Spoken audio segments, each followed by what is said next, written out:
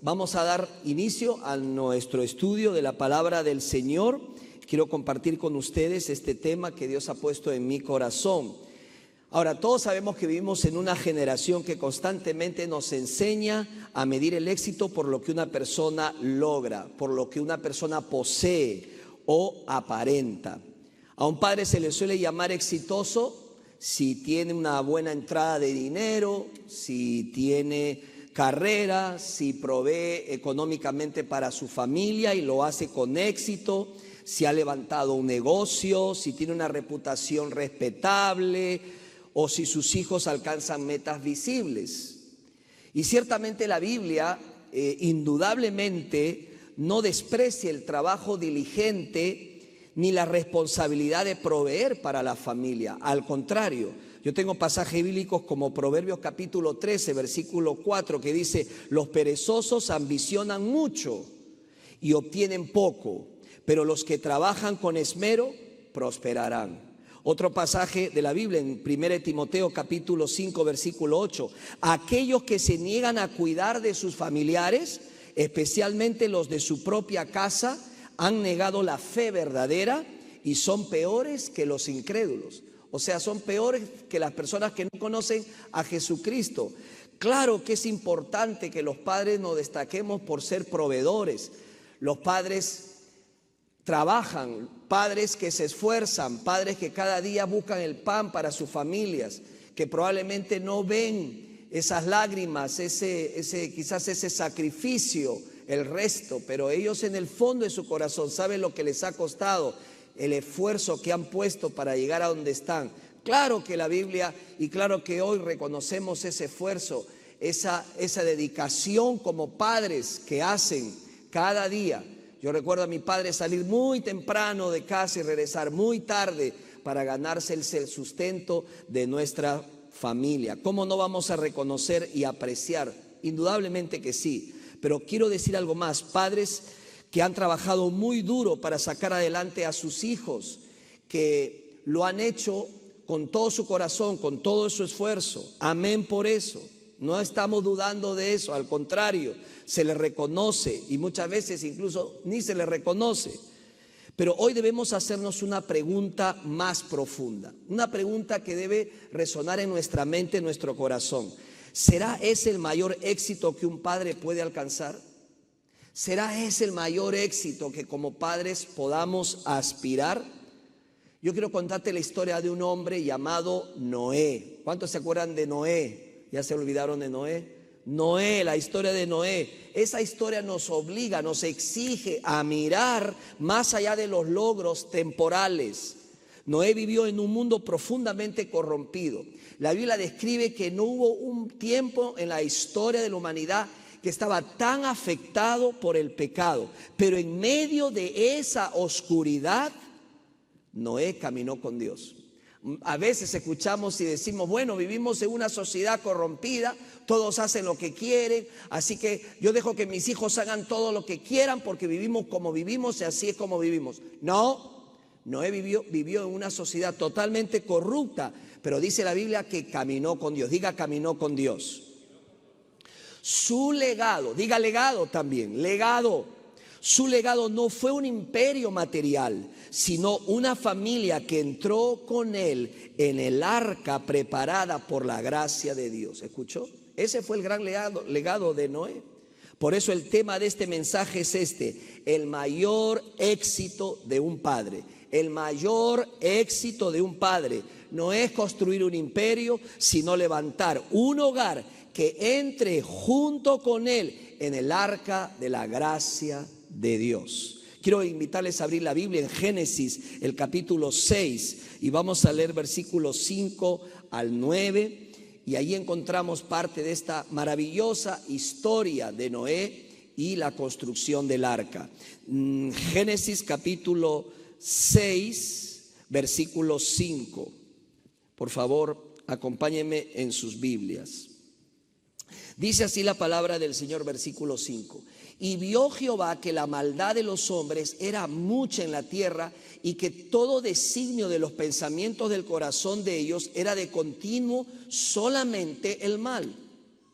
Verso 6, y se arrepintió Jehová de haber hecho hombre en la tierra, y le dolió en su corazón. Y dijo Jehová, raeré de sobre la faz de la tierra los hombres que he creado, desde el hombre hasta la bestia y hasta el reptil y las aves del cielo, pues me arrepiento de haberlos hecho. Verso 8, pero Noé halló ¿qué? Gracia ante los ojos de Jehová.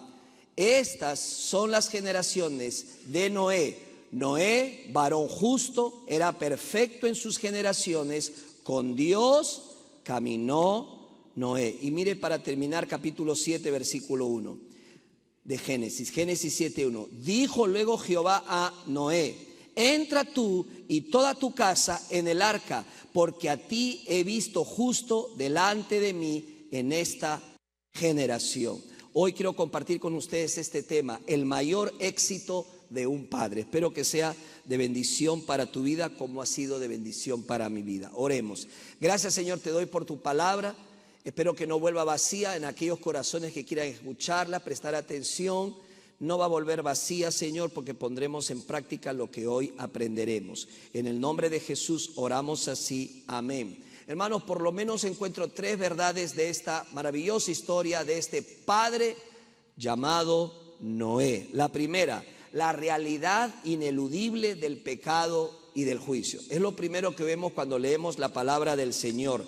La historia de Noé nos confronta con la realidad ineludible del pecado y del juicio de Dios. Mire otra vez versículo 5, dice, y vio Jehová que la maldad de los hombres era mucha en la tierra, y que todo designio de los pensamientos del corazón de ellos era de continuo solamente el mal. Sus pensamientos, su corazón, sus motivaciones, su vida, pensaban en continuo en el mal, dice la palabra del Señor. Hermanos, esta no es una descripción superficial. Acá hay una enfermedad grave de muerte. El pecado había saturado todas las esferas de esa sociedad.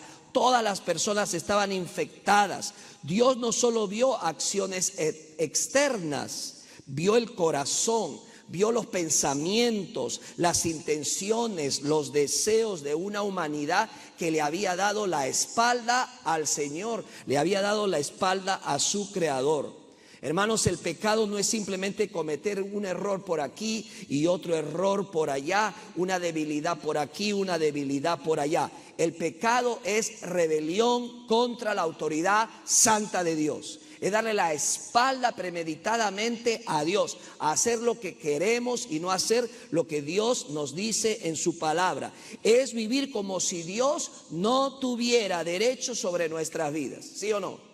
Es como que si Dios no existiera, y si existe no nos importa, no nos interesa. Y por eso la Biblia dice en Romanos capítulo 3 versículo 23, por cuanto todos pecaron. ¿Cuántos pecaron? ¿Y qué es todos? Todos.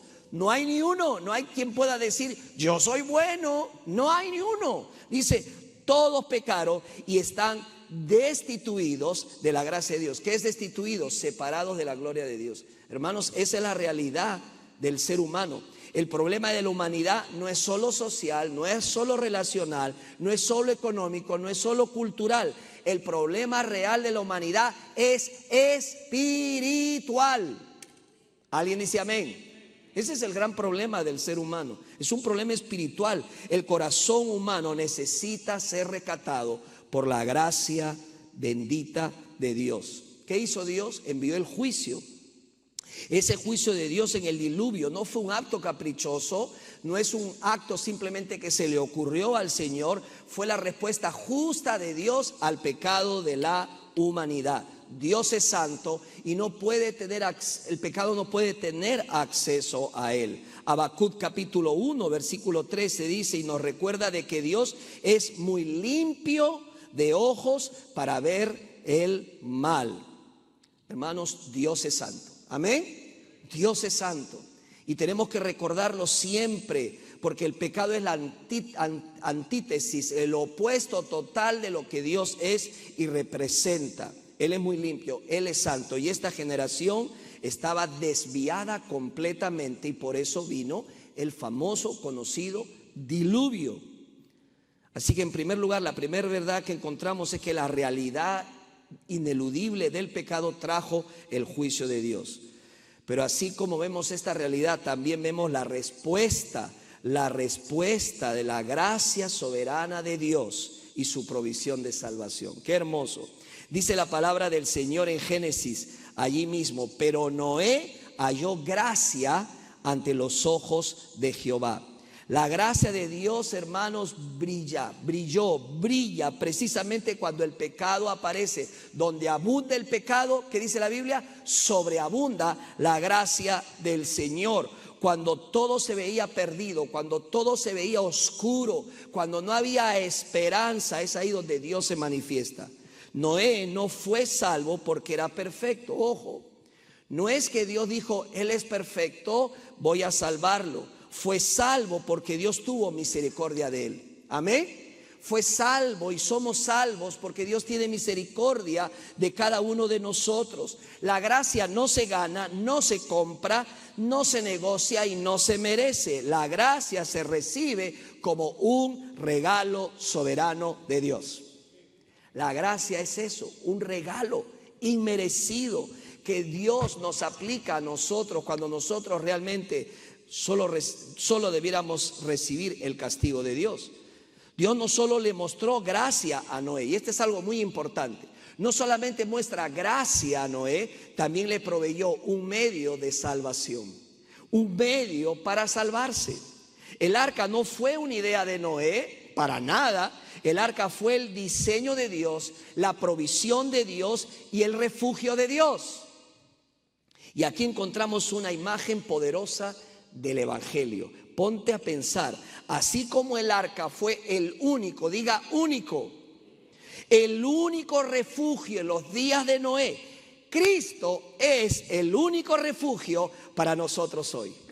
Amén. Él es el único refugio para nosotros hoy.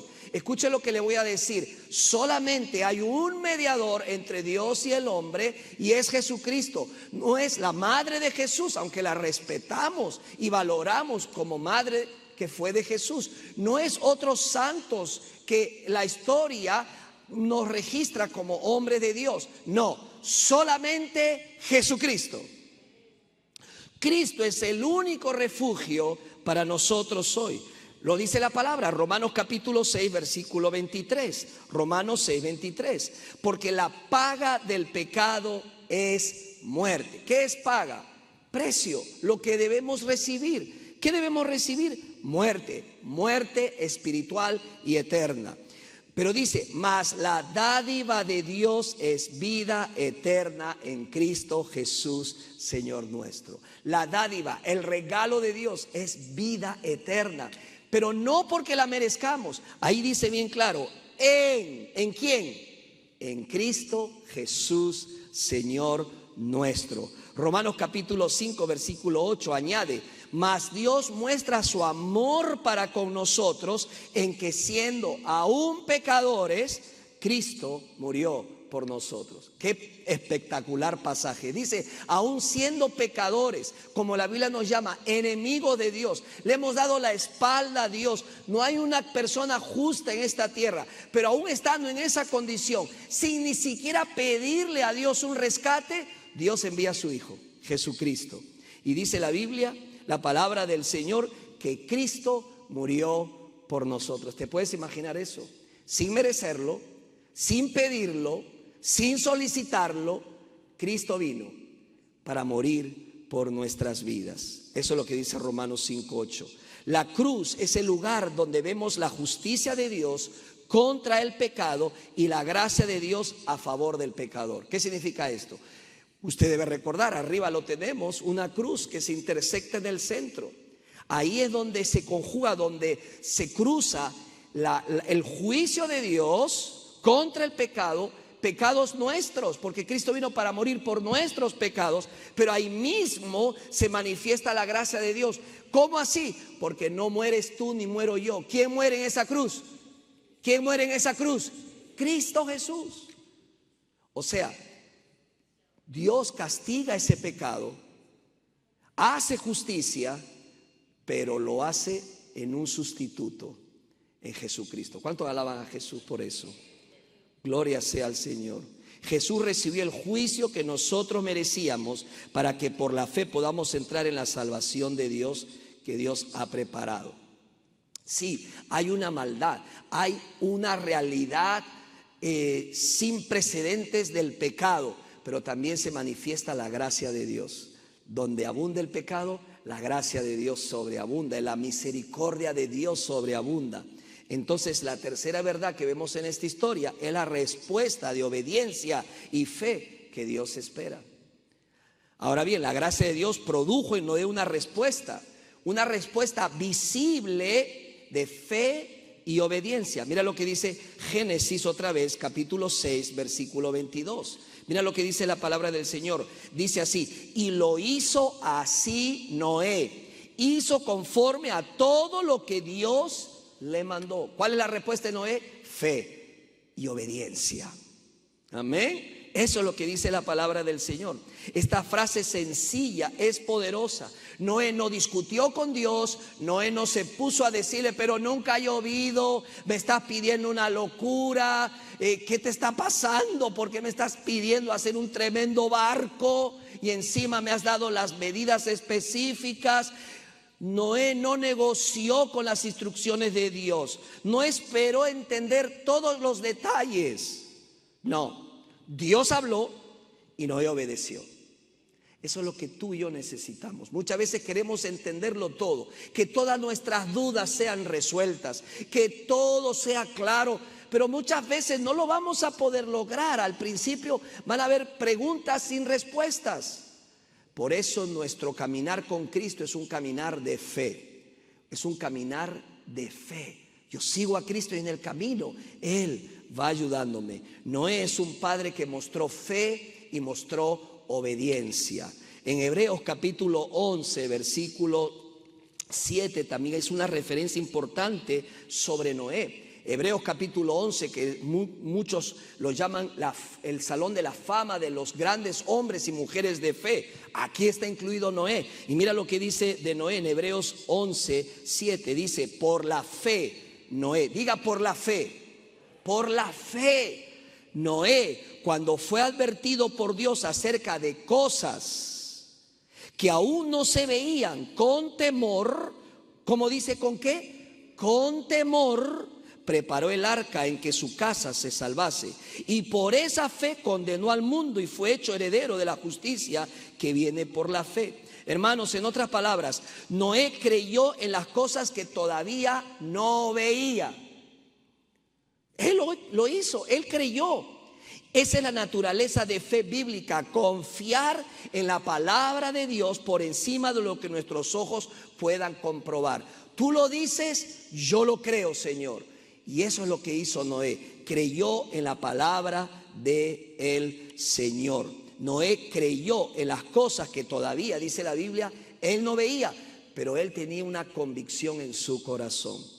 Pero no solamente eso, la obediencia de Noé no compró su salvación, evidenció su fe. Otra vez, la obediencia de Noé no compró su salvación, sino evidenció su fe. De la misma manera, nosotros no obedecemos para ganar el amor de Dios, sino porque hemos sido alcanzados por su gracia, impactados por su amor. Y por eso le obedecemos, porque le amamos. ¿Sabe lo que dijo Jesús en Juan 14, 15? Juan capítulo 14, versículo 15. Si me amáis, guardad mis mandamientos. ¿Qué dice? ¿Qué dice Jesús? Si me amas, ¿qué tengo que hacer? Guardar dice, guarda mis mandamientos. ¿Y qué es guardar? Obedecer. Jesús dice, tú dices que me amas, obedéceme, obedece mis mandamientos, obedece lo que yo te pido, hazlo, no negocies, no refutes, no discutas, obedece, camina por fe, sígueme. La fe verdadera no se queda en palabras, se expresa en una vida rendida a Dios. ¿Has rendido tu vida a Dios? ¿Puedes decir, mi vida está rendida al Señor? ¿Puedes decir esta tarde? Si no lo has hecho, yo te digo en el nombre de Jesús, rinde tu vida a Jesucristo. Rinde tu existencia. Es la mejor decisión que vas a tomar. Padres que están aquí, abuelos que estamos aquí, rindan su vida a Jesús. No solamente va a bendecir tu vida ese acto, sino va a bendecir tus generaciones. ¿Alguien puede decir un amén? Hermanos, la fe de Noé como testimonio impactó su generación y su familia. La fe de Noé también fue un testimonio público. Solamente ponte a pensar lo que dice la palabra del Señor en 2 de Pedro 2:5. Eso es otra referencia a Noé. 2 de Pedro, capítulo 2, versículo 5. ¿Sabe cómo le llamó la palabra? Le llama a Noé pregonero de justicia. Un pregonero. Una persona que promueve, que declara. Mientras construía el arca, su vida anunciaba un mensaje.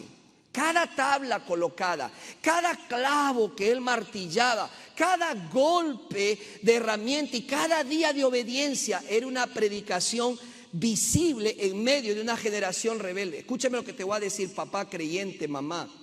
Muchas veces nosotros pensamos que lo que hacemos no interesa y no importa.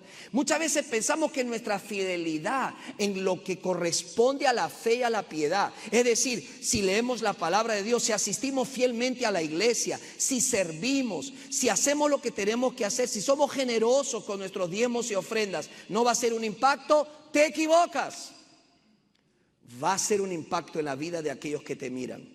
Va a ser un impacto no solamente en tus hijos, sino en tus generaciones. Déjeme decirle algo. Mi esposa y yo cada día le decimos: Señor, que mis generaciones caminen con Dios.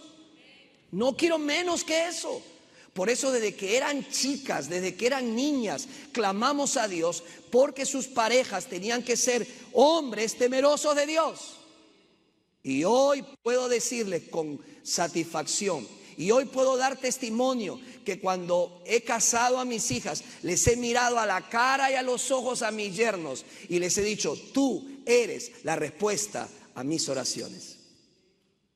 Hermanos, nuestra labor, nuestro rol impacta nuestras generaciones.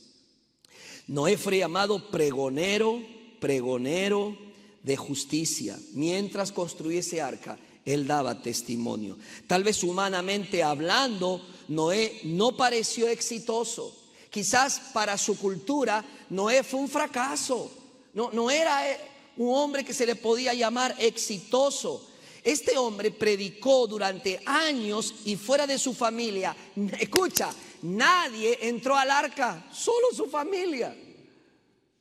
Pero Dios no mide el éxito por las multitudes que nos aplauden, sino por la fidelidad con la que obedecemos su llamado. ¿Alguien puede decir amén? Dios mide tu éxito por tu fidelidad, no por los resultados. Y el fruto más, escucha, el fruto más hermoso de la vida de José fue que su familia caminó con él hacia el lugar de salvación.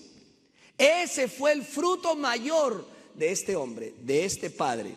Génesis capítulo 7, versículo 1 termina diciendo: Dios luego, dijo luego Jehová a Noé: entra tú y toda tu casa en el arca, porque a ti he visto justo delante de mí en esta generación.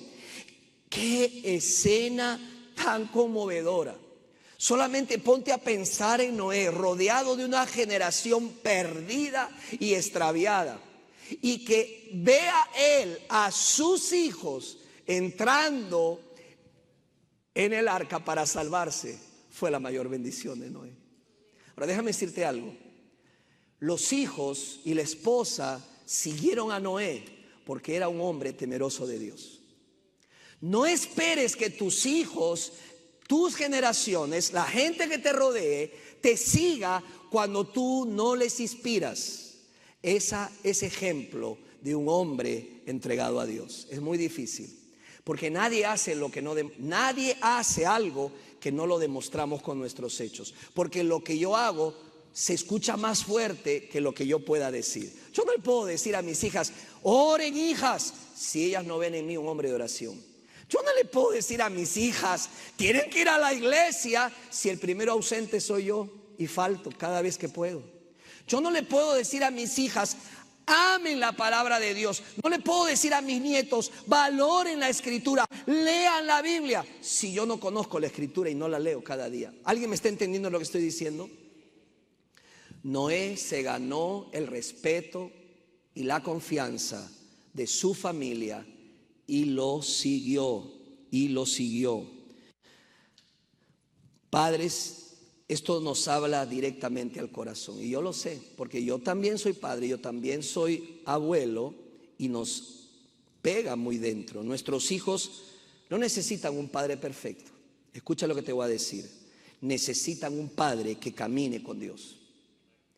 Nuestros hijos no necesitan un padre perfecto. No lo lograremos, no seremos perfectos, pero sí podemos aspirar a ser un Noé en nuestra casa, donde caminemos todos los días con Dios. Necesitan ver un hombre que ora por ellos y con ellos. Necesita ver un hombre que ame la palabra y la lea cada día. Necesitan ver un hombre que honre a Cristo, no solamente con sus palabras, sino con sus hechos. Nuestros hijos necesitan ver un hombre que ama a su esposa y la respeta en todo tiempo. Un hombre, un padre necesita ser observado y que sus hijos lo vean sirviendo en la iglesia, que pida perdón cuando falla y que tenga el valor y la valentía de levantarse cuando comete un error, porque él dice, yo tengo que seguir adelante. Aleluya, déselo al Señor. Yo tengo, porque hay quienes miran y me están observando cada día. La autoridad espiritual en el hogar no se gana con discursos bonitos, no, sino con un testimonio constante. La autoridad en tu casa se gana con el ejemplo. La autoridad la ganamos con la fidelidad con la cual vivimos delante de nuestro Dios. Esa es la manera como ganamos la autoridad espiritual. Te puedes imaginar a Noé día con día cargando las tablas, clavando los clavos en medio de una generación que lo único que hacía era burlarse de él.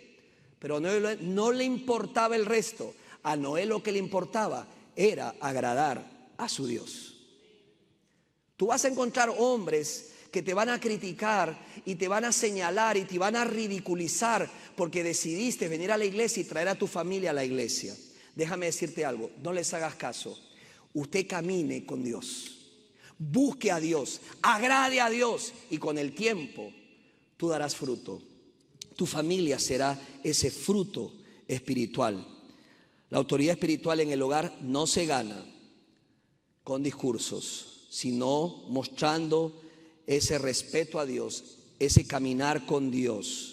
El mayor legado no es, escucha lo que te voy a decir, te lo digo en el nombre de Jesús. El mayor legado no es dejarles una casa, no es dejarles una cuenta bancaria o un apellido respetado. Todo esto es bueno, no estoy diciendo que es malo, pero el mayor legado es señalarles a Cristo y caminar delante de ellos hacia el arca de la gracia de Dios.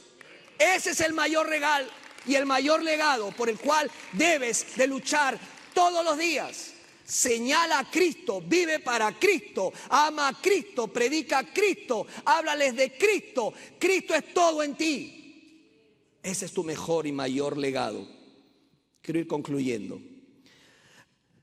Hermanos, al concluir, recordemos que la historia de Noé nos presenta tres verdades que no podemos ignorar. El pecado es real y el pecado acecha a tu familia. No, mire, escucha lo que te voy a decir. El pecado se mete hasta en los dibujos animados.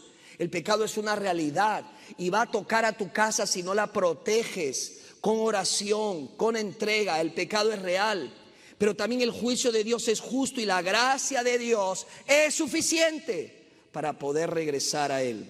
Así como Noé fue llamado a entrar en el arca, hoy Dios nos llama a entrar por la fe en Cristo. Él es el único refugio, diga, el único refugio seguro frente al juicio del pecado. Permítame compartir una breve historia, una ilustración. Imagina a un alpinista experimentado escalando una montaña peligrosa. De pronto se desata una gran tempestad. Una tempestad inesperada en la cual él queda atrapado. Y hay un deslizamiento de rocas y una suerte de desesperación porque él ve que su vida queda en riesgo. Y por último, después de toda esa avalancha, queda colgado de una cuerda en medio de la oscuridad y el frío. Ha perdido su equipo y todo parece perdido. Y en su desesperación levanta su mirada al cielo y grita: ¡hay alguien ahí! Y hay un silencio y luego vuelve a gritar: ¡hay alguien ahí! ¡Ayúdenme! Entonces una voz resuena en la oscuridad y dice: corta la cuerda. El alpinista duda. Esa cuerda parece su única seguridad. Su mente empieza a correr de manera alborotada y dice: no puedo cortar la cuerda, sería una locura, es lo único que me sostiene. Él tiene dudas, pero la voz insiste: confía en mí, corta la cuerda. Finalmente decide confiar. Finalmente, aunque no ve nada, todo está oscuro, decide confiar en esa voz. Con manos temblorosas saca el cuchillo, corta la cuerda y cae. Pero no muy lejos donde él estaba, solamente algunos metros, cae y pisa una plataforma segura.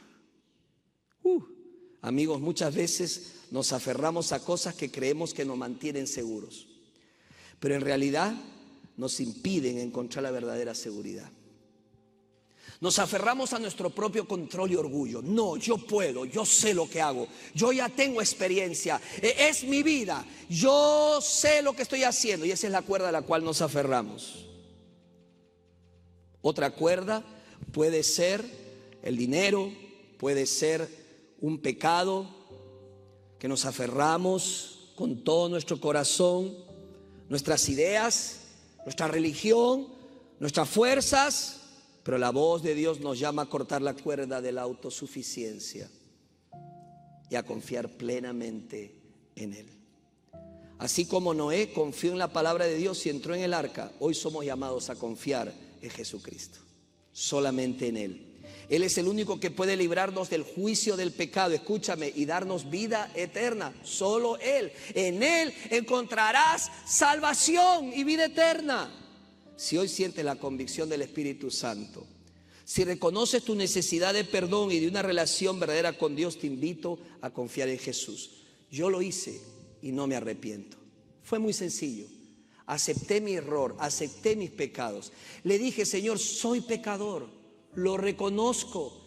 Pero también le dije: Señor, ahora entiendo que tú sacrificaste a tu Hijo para castigar mis pecados por la gracia y la misericordia tuya.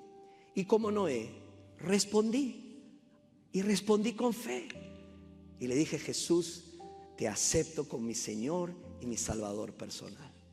Y desde ese día mi vida cambió. Desde ese día mi destino cambió. Hoy puedo decirle: Dios, gracias, porque tuviste misericordia de mí. Dios me dio una esposa maravillosa, me dio unas hijas maravillosas. Hoy tengo 3 nietos que me hacen soltar las babas de la boca. Y todo se lo debo a Él. ¿Alguien le puede dar un aplauso al Señor? Amén. Quizás has estado confiando en tu religión, en tus buenas obras. Yo lo hacía, mi familia lo hacía. Estás confiando en tu conocimiento, en tu propia fuerzas o destrezas o experiencia, pero ninguna de esas cosas puede salvarte. Amigo, amiga, nada de eso puede salvarte. Solo Cristo salva. Alguien diga amén.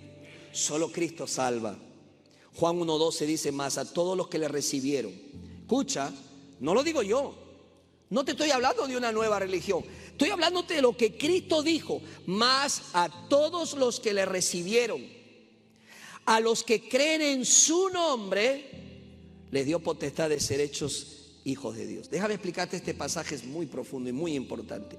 Dice: mas a todos los que le reciben. Es todos, es una invitación para ti. Tú no estás por fuera. No importa lo que haya pasado o sucedido, la gracia de Dios te alcanza donde hayas estado o donde estás.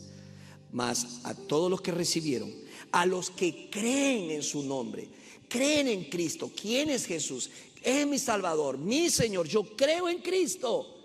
Dice, a los que creen en sus nombres les da potestad. ¿Qué es potestad? Derecho, les da permiso de ser hijo de Dios.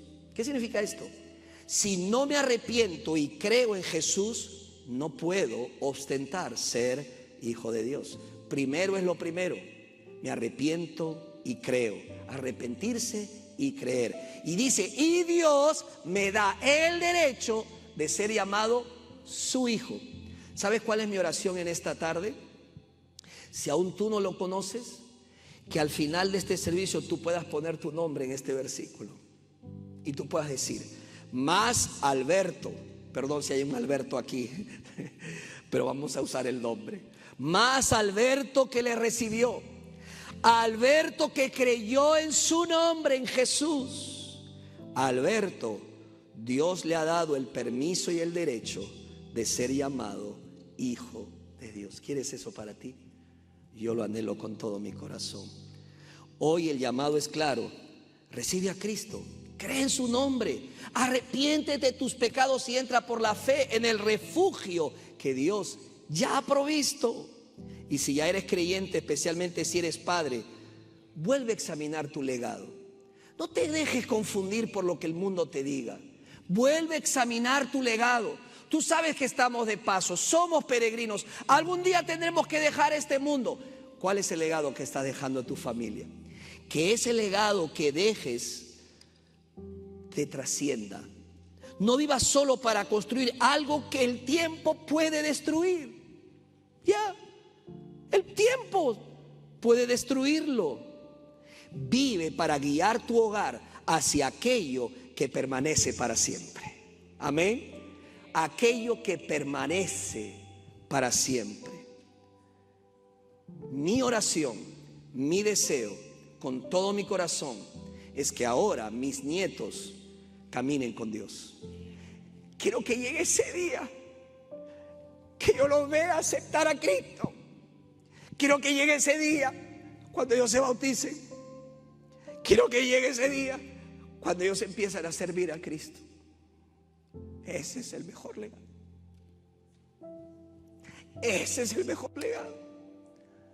Pero tengo una gran preocupación porque hay padres que no están dejando ese legado. Y se están confundiendo y se están mareando con este mundo y las propuestas materialistas de este mundo. Y creen que lo material es lo más importante. No. Claro que es importante lo material, pero hay algo más importante. Caminar con Dios todos los días de nuestra vida. Yo pido que todos nos pongamos de pie. Y si tú, padre o abuelo que estás aquí, quieres hacer esta declaración conmigo de amar a Dios, de seguir a Dios, yo te voy a invitar que dejes tu banca y pases adelante. Deja tu banca, pasa adelante y juntamente conmigo vamos a hacer esta declaración de lo más profundo de nuestro ser, como padres y como abuelos. Y vamos a decirle a Dios que nos ayude a construir un legado que impacte la vida de nuestros hijos y nuestra generación. Si ese es tu deseo, deja tu banca. ¿Y dónde estás? Pasa al altar, ven conmigo. El altar está abierto. Lo que te estoy pidiendo es pasar adelante y renovar tu compromiso con Dios como padre y abuelo. De decirle, Señor, renuevo mi compromiso de construir ese legado con todo mi corazón, con todas mis fuerzas, con todas mis capacidades. Y el tiempo que me des de vida, Señor, voy a honrar mi compromiso.